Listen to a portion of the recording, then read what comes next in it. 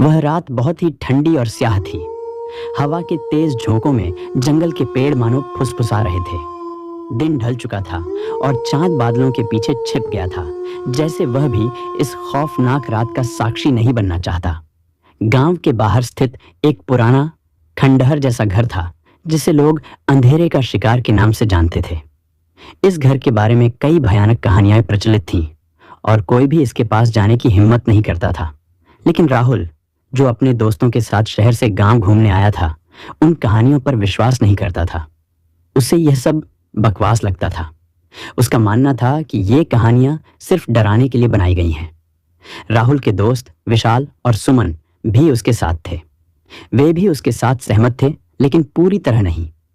उनके मन में थोड़ी बहुत घबराहट जरूर थी, पर राहुल के दबाव में वे खंडहर की ओर चल पड़े। रात के करीब 11 बजे तीनों उस घर के पास पहुंचे। यह घर जंगल के बीचों बीच था और चारों तरफ काले पेड़ों का झुंड था। जब वे घर के पास पहुंचे तो उन्हें ठंड का एक तेज झोंका महसूस हुआ, जो मानो उनके शरीर के आर पार हो गया हो। घर की खिड़कियों पर लगे टूटे हुए शीशे और दरवाजों पर जमी धूल इस बात की गवाही दे रहे थे कि यहां सालों से कोई नहीं आया। राहुल ने हंसते हुए कहा, देखो, कुछ भी नहीं है, ये सब पुरानी अफवाहें हैं। हम तो बिना किसी डर के यहाँ आ गए।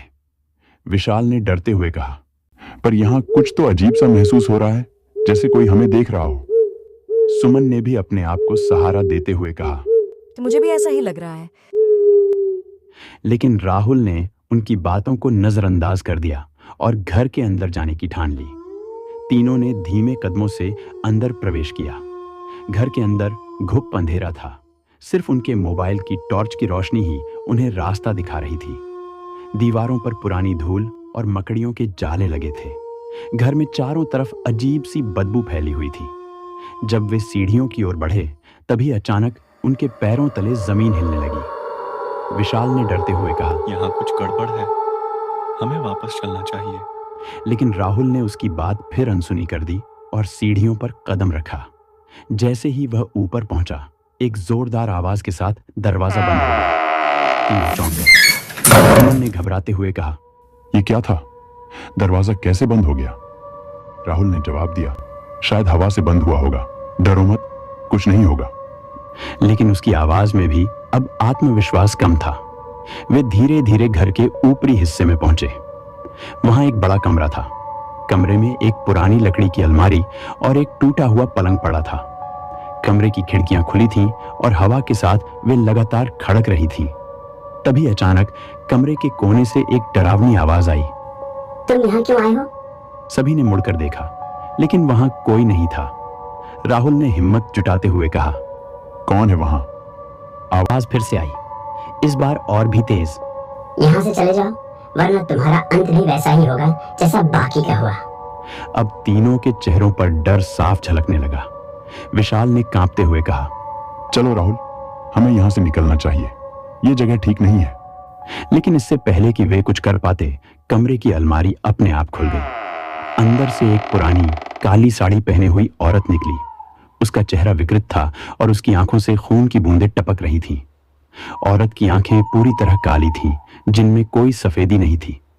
उसकी लंबी नुकीली उंगलियां जैसे किसी का गला घोंटने के लिए तैयार थीं। तीनों डर के मारे चिल्लाते हुए भागने लगे, लेकिन दरवाजे अचानक से बंद हो गए। राहुल ने दरवाजा खोलने की कोशिश की, लेकिन वो हिला भी नहीं। औरत धीरे धीरे उनकी तरफ बढ़ने लगी। कमरे की दीवारों पर खून के निशान उभरने लगे और उन पर लिखा था, तुम यहां से कभी नहीं जा सकते। सुमन ने रोते हुए कहा, हमें यहां से निकलने का कोई रास्ता खोजना होगा। विशाल ने खिड़की की ओर दौड़ लगाई, लेकिन जैसे ही उसने खिड़की से बाहर झांका, उसे सिर्फ अंधेरा दिखा, जैसे पूरा घर किसी अज्ञात शक्ति के घेरे में आ गया हो। अचानक औरत ने जोर से चिल्लाकर कहा, तुम्हारा अंत निकट है। और उसी पल कमरे की सारी रोशनी बंद हो गई। एक पल के लिए सब कुछ शांत हो गया, लेकिन फिर वहां केवल चीखें और दर्द भरी आवाजें सुनाई देने लगी। सुबह जब गांव के लोग वहां पहुंचे तो उन्हें घर के अंदर कोई नहीं मिला। बस दीवारों पर खून से लिखी इबारत थी, अंधेरे का शिकार अब कभी लौट कर नहीं आएगा।